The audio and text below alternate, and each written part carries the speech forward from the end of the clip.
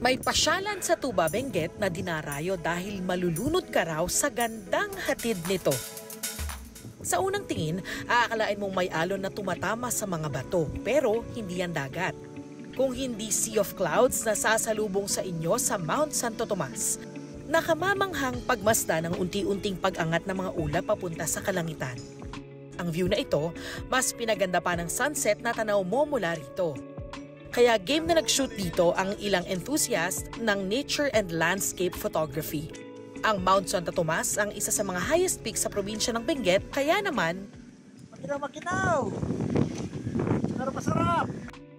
swak ito sa mga gustong mag-camping o kaya'y mag-chill with a view kasama ang inyong mga kaibigan o kaibigan. O, saan tayo sa susunod na pasyal o food trip? I-share nyo sa 24 Oras Weekend page ang inyong travel at food adventures. Para sa GMA Integrated News, Darlene Kai, nakatutok 24 Oras.